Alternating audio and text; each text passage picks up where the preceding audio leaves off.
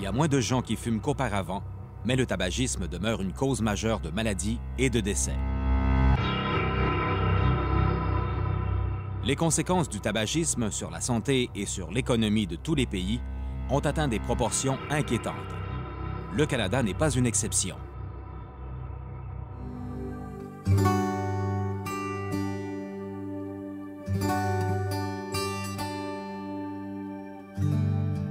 On sait depuis longtemps que la fumée secondaire a des effets sur la santé. La fumée secondaire est une combinaison de la fumée qui vient directement du bout de la cigarette allumée, de la fumée qu'expire la personne et de la vieille fumée. Malheureusement, la fumée secondaire peut être une source de conflits pour les familles. La fumée secondaire contient plus de 4000 produits chimiques, dont 50 cancérogènes connus tels que l'arsenic, le benzène, le plomb et le formaldéhyde. Le dioxyde d'azote, un gaz nocif pour les poumons, est tellement toxique que des teneurs de 5 mg par litre dans l'air ambiant sont considérées dangereuses. La fumée secondaire en contient 250. Les recherches ont prouvé que la fumée secondaire peut causer le cancer chez les êtres humains. D'ailleurs, le niveau de toxicité de la fumée secondaire est au moins 2 fois celle de la fumée aspirée par la personne qui fume. Que dire maintenant de l'impact de la fumée secondaire sur nos enfants, et ce, même avant la naissance? La fumée secondaire est nocive pour le fœtus. Dans une pièce où les gens fument, la fumée se répand partout. Elle est absorbée par chaque personne qui se trouve dans les environs. Vraiment, personne n'y échappe. Vraiment, personne. C'est prouvé qu'il y a un lien entre une mère qui a fumé durant sa grossesse et les admissions de son enfant à l'hôpital pour des bronchites ou des pneumonies. Les enfants dont l'un des parents fume ont 50 plus de chances d'avoir des maladies respiratoires. Chez les enfants, la fumée secondaire augmente l'incidence des infections respiratoires, des infections aux oreilles, de la mort subite du nourrisson et peut déclencher des réactions asthmatiques. Elle peut avoir aussi un impact au niveau du comportement, de l'attention et même de la capacité de l'enfant à raisonner et à comprendre. Donc, mon fils avait des problèmes de santé quand il était petit. On a remarqué qu'il avait une toux creuse quand il était bébé. Puis, vers l'âge de 1 an, ça s'est compliqué. Il est devenu asthmatique sévère. Puis, ça prenait tout simplement quelqu'un qui allumait une cigarette pour qu'il parte en bronchospasme aigu, puis on devait l'emporter à l'urgence immédiatement pour le faire traiter. Donc, mon fils n'a pas eu sa condition juste comme ça. Il l'a pris de sa mère, donc c'était un problème héréditaire. Puis, quand j'étais jeune, moi, je me rappelle avoir eu des problèmes avec la fumée secondaire. Venant d'une grande famille canadienne-française, ma mère était 14 enfants chez elle. Donc, les réunions de famille, c'était grand, c'était gros. Donc, les fêtes chez ma parenté se célébraient en groupe, en famille. Tout le monde se réunissait au jour de l'an, à Noël, à Pâques, tous les événements spéciaux.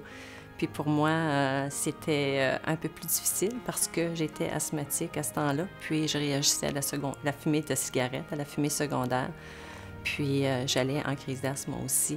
Même que ma soirée des noces, je l'ai passée sur le perron dehors une bonne partie de la soirée parce que les gens fumaient dans les salles encore dans ce temps-là. Je me souviens d'une soirée ou une célébration qu'on avait en famille, puis justement, je commençais à avoir de la difficulté à respirer, puis mon souffle était court, puis je vois encore mes 3 tantes devant moi avec une cigarette, puis prenant un puff, puis pauvre petite fille, tu fais donc pitié. Puis personne n'a arrêté de fumer à ce moment-là. On m'a juste pris, puis on m'a envoyée dans une maison seule, à passer le restant des fêtes seule. Donc les Noëls et les jours de l'an, j'étais seule dans mon enfance. Donc c'est quelque chose que je voulais pas pour mon fils. Les poumons des enfants sont en pleine croissance et les enfants respirent plus rapidement que les adultes, alors ils absorbent une plus grande quantité de fumée secondaire que les adultes. De nombreuses études ont démontré que le risque de cancer est plus élevé chez les adultes qui ont été exposés à la fumée secondaire durant leur enfance et leur vie adulte que chez les adultes qui ont été exposés seulement durant une période.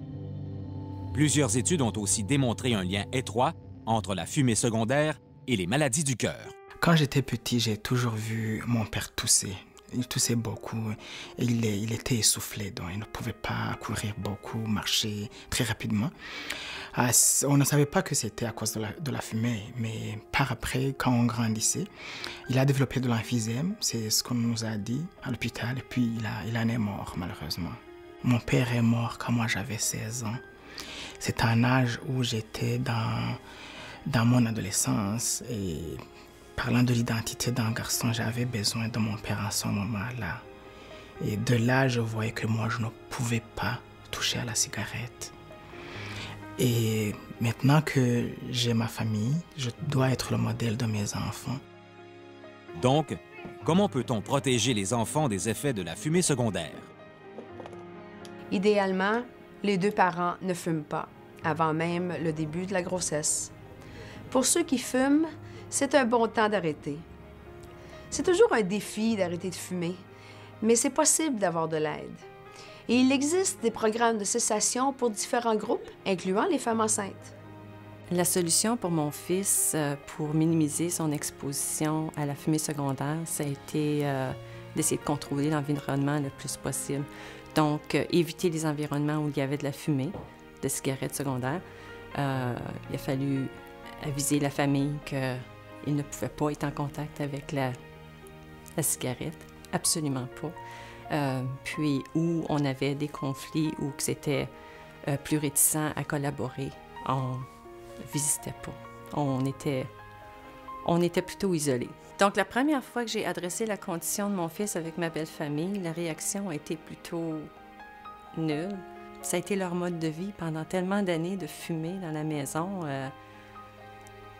Pour quelqu'un d'en dehors de la famille, d'exiger ça, à un moment donné dans leur vie, c'est difficile de laisser une habitude comme ça pour quelque chose qu'ils ne comprennent pas ou qu'ils ne voient pas. Donc, quand j'ai dû convaincre mes beaux-parents la deuxième fois, puis essayer de leur faire comprendre l'impact que ça avait sur mon fils, j'ai dû emporter son compresseur et puis toute la valise de médicaments que j'avais. Puis ça, c'est juste quelques-uns d'entre eux. Il y avait l'aérochambre avec les puffers, mais je pense que qu'est-ce qui a eu le plus d'impact sur ma belle famille, c'est quand j'ai sorti le compresseur, puis j'ai donné un traitement à mon fils avec le masque et tout. Puis, dans ce temps-là, on n'avait pas les traitements pré-préparés comme aujourd'hui. Donc, j'ai dû sortir la seringue, la solution, le mélanger dans du salin, le mélanger, puis le préparer, puis mettre le masque sur mon fils pour qu'il puisse respirer normalement comme tout le monde. Puis ça a eu un impact sur eux autres. Ça l'a changé à ce moment-là. La famille de mon mari ont été beaucoup plus coopératifs après au point de vue de contrôler l'environnement de mon fils. Les techniques que les parents doivent utiliser avec les enfants qui sont asthmatiques ou qui réagissent à la fumée secondaire de même, c'est d'être ouvert et d'en discuter ouvertement avec les familles ou les amis. Puis, c'est triste à dire, mais c'est là que tu vois les gens qui t'aiment vraiment ou qui te supportent. Parce que s'ils n'acceptent pas de garantir un environnement sain pour ton enfant, pour qu'il soit en santé, puis qu'il n'y ait pas de séquelles à la fumée secondaire, c'est pas des gens réellement que tu veux être avec. C'est beaucoup plus compliqué quand c'est de la famille. Quand c'est de la famille, bien, c'est plus de la négociation sérieuse, si vous voulez, parce qu'on doit vraiment faire comprendre à quelle situation ou quel impact que ça a sur l'enfant au point de vue de sa santé. Puis tout enfant a le droit d'avoir une vie en santé puis libre d'être dans les hôpitaux. Malgré l'existence des règlements sans fumée au Canada, les enfants sont souvent à risque d'être exposés à la fumée secondaire à la maison. La maison est une source significative d'exposition à la fumée secondaire à cause du temps que l'enfant y passe. Il est clair que la meilleure façon de protéger les enfants à la maison est de ne pas fumer à l'intérieur. Quand moi et mon mari, on a décidé de commencer notre famille, c'était très important pour nous de ne pas fumer dans la maison. Et le moment que j'ai su que j'étais enceinte, j'ai mis mon paquet à la poubelle et c'était fini pour moi. Alors, après 5 ans d'avoir arrêté de fumer, j'ai recommencé surtout à Une fois que mon mari s'est fait diagnostiquer avec le cancer, c'était un moment très stressant et c'est cette raison pourquoi j'ai recommencé. Pour réduire l'exposition de la fumée secondaire, surtout pour ma famille, c'est que je vais fumer dehors. Ça, c'est très important pour moi. Je respecte ma famille énormément et c'est qu'est-ce que je fais. Je vais dehors. Même si ma mère fume, elle va toujours dehors pour nous protéger de la fumée secondaire. Je pense que c'est difficile d'arrêter de fumer parce que je vois ma mère qui essaie tellement dur d'arrêter, mais elle peut arrêter pour un certain montant de temps, puis elle recommence, mais des fois elle va essayer de casser le nez. Donc, je la vois souffrir des fois. Parce qu'elle veut fumer, mais elle essaie tellement fort de ne pas le faire. Alors, mes amis qui ont aussi des enfants, eux fument dehors. Et puis, une journée, on était dehors, on faisait un barbecue avec plusieurs de nos voisins qui on est très amis. Et on a commencé à discuter à propos de le tabac. Et on a remarqué que nous, c'était important de ne pas fumer alentour de nos enfants dans la maison. Alors, on a tous décidé de ne pas fumer dans la maison. Et quand on se visite à nos maisons, on ne fume pas. Et c'est toujours de même aujourd'hui. Si j'avais des enfants, je serais sûr de dire à mes amis ou mes parents de fumer aussi loin de la maison, puis pas de fumer en avant mes enfants. J'ai un frère qui vit loin et lui, il fume dans sa maison. Alors, quand il vient visiter, moi, je lui ai dit que nous, on ne fume pas dans la maison. Et puis, il n'y a pas eu un problème avec ça. Je lui dis très directement qu'il faut qu'il fume dehors. Puis même quand il va visiter chez mes parents ou autres parents, il a toujours fumé dehors. Je crois que ma famille est quand même assez fière de moi, que je fais l'effort pour que eux se sentent plus en santé et qu'ils ne sont pas exposés à la fumée tout le temps. Alors, parce que, oui, je crois qu'ils l'apprécient beaucoup. Certaines personnes croient que fumer en gardant une fenêtre ouverte ou en fumant dans une autre pièce est une méthode efficace pour protéger sa famille de la fumée secondaire. Mais malheureusement, ceci est un mythe. D'autres personnes croient que l'utilisation d'un purificateur d'air est une méthode efficace pour se protéger de la fumée secondaire. Malheureusement, des études approfondies ont démontré qu'aucun niveau de ventilation ne peut éliminer les effets nocifs de la fumée secondaire. Il faudrait un vent de la force d'un ouragan pour enlever toute la fumée secondaire. N'oubliez pas que même lorsque les gens ne fument pas en présence des enfants, les systèmes de ventilation dans les maisons mettent en moyenne 3 heures pour éliminer 95 % de la fumée d'une seule cigarette. L'absence de fumée dans la maison est donc une situation voulue à temps plein et non à temps partiel. Mais comment faire? Quand on est arrivé au Canada en 1999, on est arrivé à Jonquière. C'est là qu'on a appris le français pendant une année. Ensuite, on a recommencé à travailler.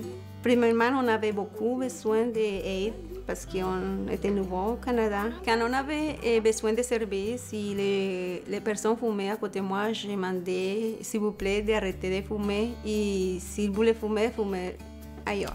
S'il y a des gens qui fument autour de moi et ma famille, je demande poliment d'arrêter de fumer. Parce que c'est question de santé pour mes enfants et ma propre santé. Mais c'est arrivé déjà une fois, j'étais allée visiter une amie, mais elle avait sa mère qui venait la visiter aussi. Et j'étais avec mes enfants là, quand elle a commencé à fumer, j'ai organisé mes enfants et j'ai dit, il faut qu'on aille.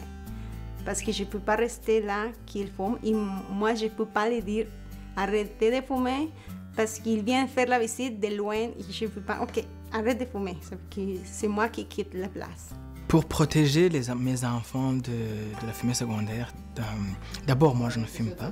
Mes amis qui fument essayent de protéger leurs enfants de la fumée secondaire parce qu'ils ne fument pas dans la maison et ils ne fument pas non plus dans l'auto, que leurs enfants soient dans l'auto ou pas. Heureusement d'ailleurs qu'ils font ça. Ce que je dis pour demander soit à ma famille ou à mes amis qui fument, quand ils viennent chez moi ou alors quand je vais chez eux, c'est que j'ai le courage de leur demander gentiment que j'apprécie leur compagnie, que c'est pour moi et pour mes enfants un privilège de les avoir comme amis ou comme famille, mais que pendant le moment qu'on est ensemble, si jamais ils doivent fumer, qu'ils aillent fumer dehors pour que mes enfants ne soient pas victimes de la fumée secondaire. Quand Gabrielle est née, il y a 13 ans, elle est née avec un problème de cœur. J'ai essayé, à ce moment-là, de la tenir un petit peu éloignée de l'exposition à la fumée secondaire. Étant fumeuse moi-même, j'ai commencé par ne pas fumer, c'est sûr, dans sa chambre, ne pas fumer le moins possible en sa présence, utiliser la hotte de poêle dans la cuisine, demander aux amis, à la famille de faire de même pour essayer de la tenir le plus possible éloignée de la fumée, jusqu'à en venir à cesser de fumer complètement dans la maison. Dans les soirées familiales, parmi la parenté, c'est sûr, il y avait toujours des fumeurs. Ça m'est arrivé souvent d'aller chercher Gabrielle quand quelqu'un, un oncle, une tante, un membre de la famille s'allumait une cigarette pour essayer de l'éloigner de la fumée secondaire, soit en la prenant dans mes bras, en l'éloignant un peu ou même allant dans une autre pièce. Je me souviens d'une fois, quand Gabrielle était petite, elle avait peut-être 5-6 ans, elle revenait de l'école. Elle avait amené une image, elle avait une image qu'elle m'avait montrée d'une madame qui tenait une cigarette dans sa main puis qui était devenue toute verte, qui avait l'air un peu d'un monstre. Elle m'a fait la morale en me disant que « Voici, maman, comment tu vas devenir si tu continues à fumer la cigarette. » Des messages comme ça, ben c'est sûr que j'en ai eu toujours au fil des années. Que ce soit des petits pointages, des publicités ou à des journaux. Gabrielle et son père, mon mari, apprécient le fait que maintenant, je ne fume plus dans la maison, que je fume à l'extérieur. Je pense qu'ils apprécient ces efforts-là, même si ils aimeraient que j'arrête complètement de fumer. Je trouve ça difficile de fumer dans des soirées ou des soupers, quelque chose, des réunions sociales, où est-ce que je suis honnêtement l'une des seules à fumer. Comme je regarde dans ma famille aujourd'hui, sur 5 enfants, des petits-enfants, des arrière-petits-enfants, je suis la seule fumeuse. Je vais à l'extérieur puis tout ça, mais je trouve ça, ça m'isole des autres. Je perds des parties de conversation. Je sors, je reviens, je ne sais plus de quoi on parle. L'haleine, je suis vraiment, vraiment, vraiment préoccupée par mon haleine, par l'odeur de mes vêtements. Ça, c'est des choses qui me préoccupent et qui m'achalent bien, bien gros. Même si les personnes fument seulement à l'extérieur de la maison, il y a quand même de la fumée secondaire qui s'infiltre par les fenêtres, les portes, les vêtements contaminés, la peau et la poussière qui entre dans la maison. L'odeur de fumée de cigarettes qui reste imprégnée dans les voitures, dans les meubles et sur les fumeurs eux-mêmes porte le nom de fumée tertiaire.